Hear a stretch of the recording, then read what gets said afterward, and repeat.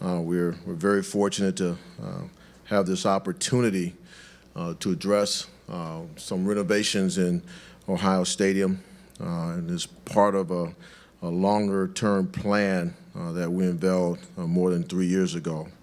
So what we're announcing today is a 4-year renovation project for Ohio Stadium that will preserve and upgrade parts of the iconic facility. As many of you know, we typically do not talk about capital improvements before they are considered by the Board of Trustees.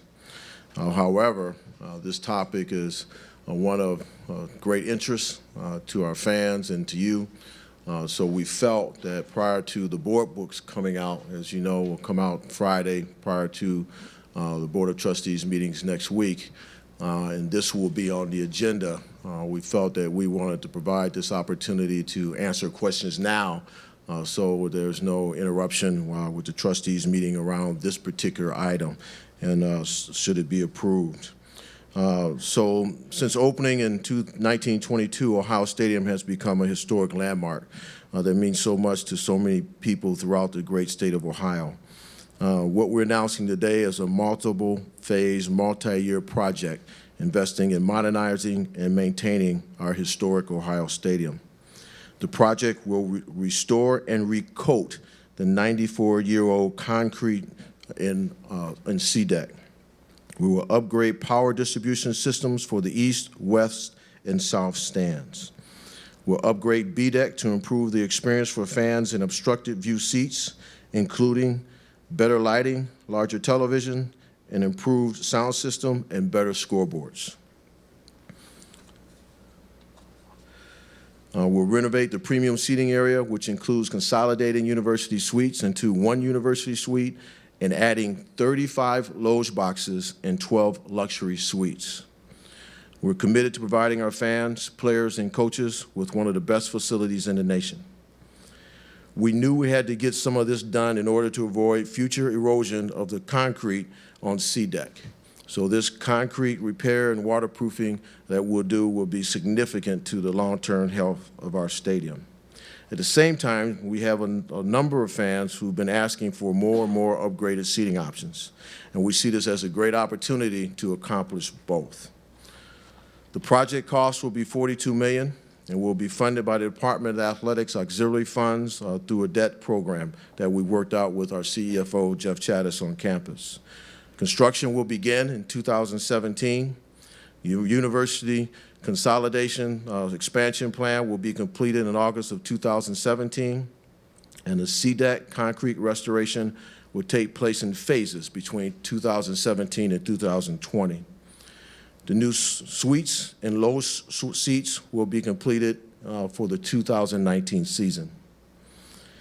The improved fan experience will result in removal of some seats, primarily in parts of B-deck where current view is less than ideal. We have a number of obstructed view seats there. So our overall seating capacity will remain higher than it was in 2014. And if you think back and remember, we added 2,600 seats to the south end zone in anticipation of possibly doing this plan.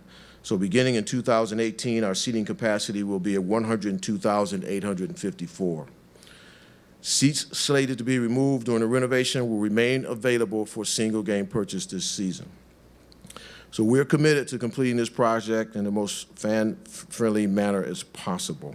We'll be careful as we manage this renovation throughout the seasons. The expansion of premium seating will also allow us to provide spaces for non-football events such as weddings, lunches, banquets, and corporate meetings. With a structure of Ohio Stadium significant as it is, it's important that it is maintained for future generations, and that is that any renovation that we do has to take into account the building history. So we work closely with the Historical Society on what we do. This total plan, in my view, will significantly enhance our opportunity as we move forward into the future schedules that we have on football to make sure that our fans have a fan-friendly environment and allow us to continue to provide remarkable experiences for our fans. So I know you have the release, and it has a little more detail in the release than what I provided you. So at this time, I'll open it up for questions, and you can just fire away, and we'll go from there. And there's some microphones around if you have some questions. So, Gene, will there be times during football season, during games, when fans will notice construction or be affected by the construction? Or will there not be things happening in the fall? That's correct, yes. So our hope is that for the university suite that will actually consolidate some academic suites into it, we'll be able to start construction at the end of the season and then have it done by the start of 17 season. So that portion shouldn't impede anything at all. But yes, when we do the Lowe's seats and the suites, which happen to be an extension of the suites on the northwest B-deck area, going around the northwest corner of the stadium, during the 17 season and 18 season, you'll see some construction. Is that about right, Donnie? 17, 18 season, you'll see some construction, and we'll work around that.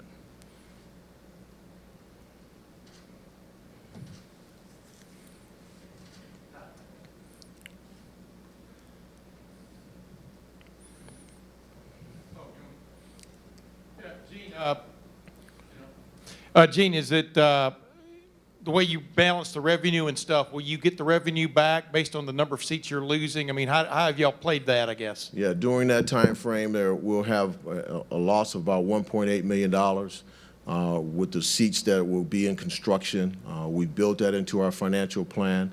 But obviously, when the suites and the loges come online, we'll replace that. But that money will be used primarily to pay off our debt. They'll pay off the loan that we put in place to fund the stadium projects.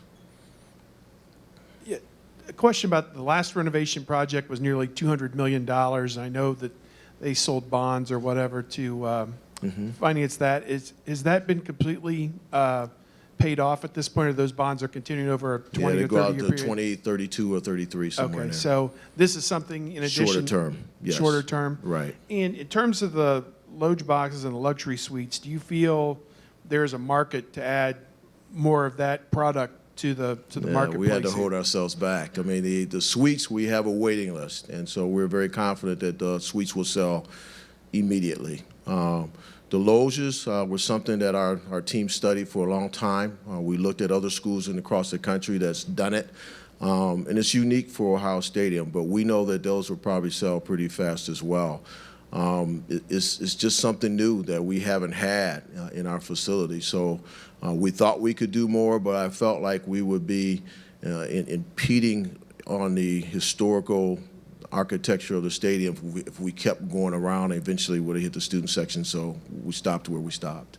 And just last thing, the B-deck improvements, were those things that came to the department from users, fans who've had those experiences and suggested, why don't you do this with B-deck? Yeah, over because the years, it is a unique experience under the roof, but obstructed and everything else. Yeah, most of this will start on the east side and it'll spill out as we go around. But you're exactly right. Over the years, this is a response to concerns that people have shared over the years. And there's places where people can't see TVs, can't see the scoreboard. So we're trying to address that issue. The sound system is muted in certain areas. We're trying to figure that out. So yeah, we feel very comfortable we're going to solve a lot of those issues.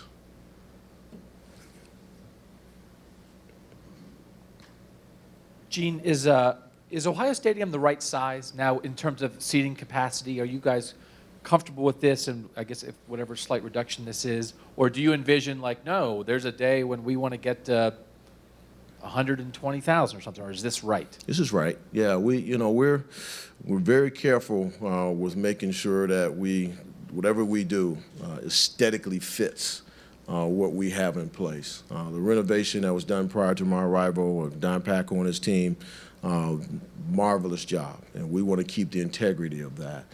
So we intend to just kind of stay in this area. At some point in time, you may do something different with loges in a different area based upon what we learn, but that's not in our plans right now. This is part of a plan we discussed prior to putting in the 2,600 seats.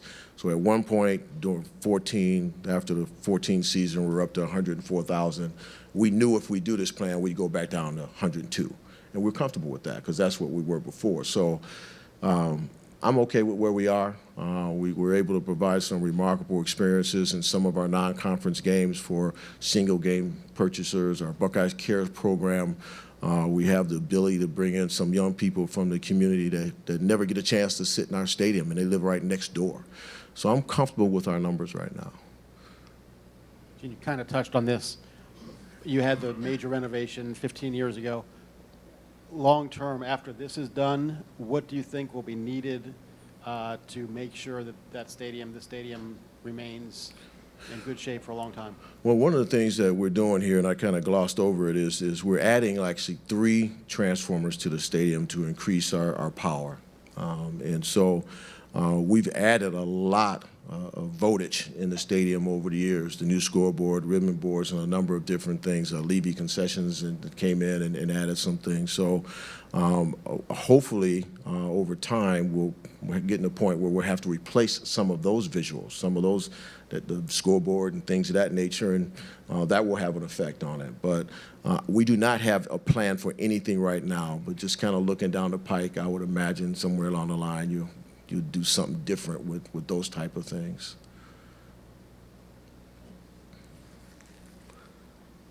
To sum up, though, is it to the point now to where chasing just the big number of attendance is, and I'm not sure y'all ever considered that, but we're one of the second or third largest stadiums in the country, that doesn't really matter as much anymore? Mm-mm. No, it doesn't. I think we're comfortable where we are. We're an interesting setup in our stadium. If you look at our seating chart compared to most schools across the country, they're not seated the way we're seated.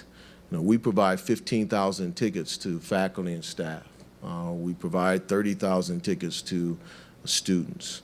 And so we provide tickets to Alumni Association. We provide tickets to long-term season ticket holders. We have a donor section. So we have a lot of different areas that are a lot of different categories for our fans. Most stadiums don't seat this way. So I'm very comfortable with our numbers. The dynamics are changing with fan attendance across the country. I think we need to be careful.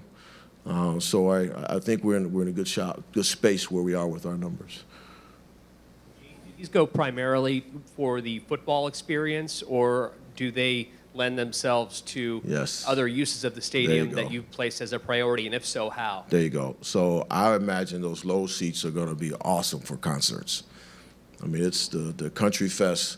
Those low seats will be phenomenal. Just so the way they're located, the way they seat, and the way the stage will be set, probably on the 30, 35-yard line, those low seats are going to be really the coolest thing. And so, yes, we feel confident that even the new suites are going to be an additive for our concerts as well.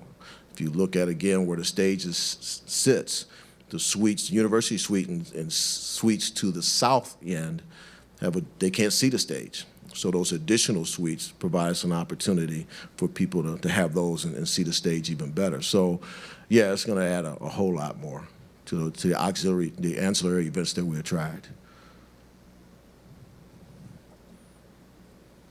Gene, is there a wait list now for people wanting to buy suites, Yep. loges, et cetera? I mean, Yep. what kind of list? Can you give me an extent of the list, or at least It's large. it's large? Yeah. I mean, in other words, you have no qualms about this. These will sell out. No, we have a system that in place that our development team, working with our ticket office, designed to approach people who are currently in suites and the people who are on the suite list based upon a point system. So at some point in time, they'll get moving on that, and we'll end up filling them up.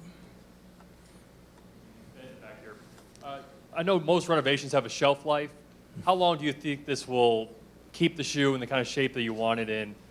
You mentioned that there are some obstructed view seats. I mean, there Right. are other areas of the stadium you want to tackle down the road after this renovation? Well, I probably have to defer to Don, our facility guy, but I've always been more concerned with the concrete restoration project. We spent about $4.8 million, and we did A-deck in that area. C-deck, if you ever spend the time walking around C-deck, you see that the integrity in the concrete there is challenged in a lot of different spots.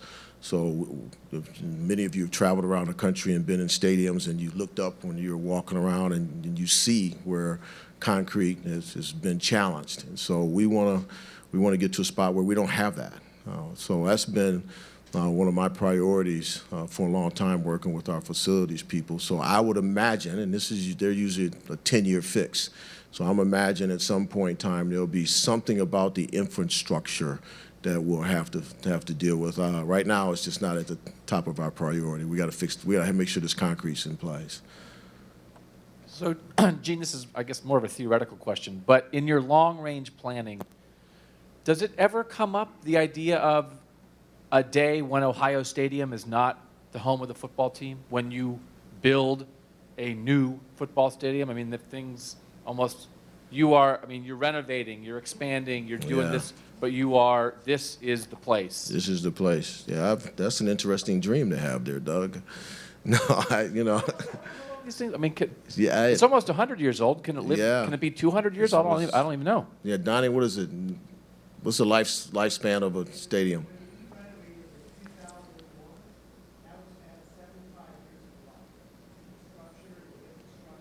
So 2001, that added 75 years of life. So I won't be here. You guys might, you young puppies might, but this old man won't be. Since you're looking down the road and we're discussing the stadium and money and all that, as long as your AD is a naming rights deal for the stadium, something you would rule out, something you would consider, what's your position on It's that? just funny. I've never been approached with that. I understand prior to my arrival there was a consideration of something, and but no, I don't see that happening. I really don't. I don't see someone coming forward with the type of number that would make me even think about it. So we have a brand. That's Ohio Stadium. It's owned by the people. You guys know the history. You go back to the fundraising in 88 counties, and so I have a hard time getting there, especially because we've been blessed to have the great support of Buckeye Nation through ticket sales and Buckeye Club membership and donations to our other facilities and our TV contract and all of our partners that we have in place. I don't see us in a spot where we need to do that, unless we needed to do it for the educational mission of the institution around scholarships for students and affordability, things of that nature. But for the athletic department, I don't think we need to make that sacrifice.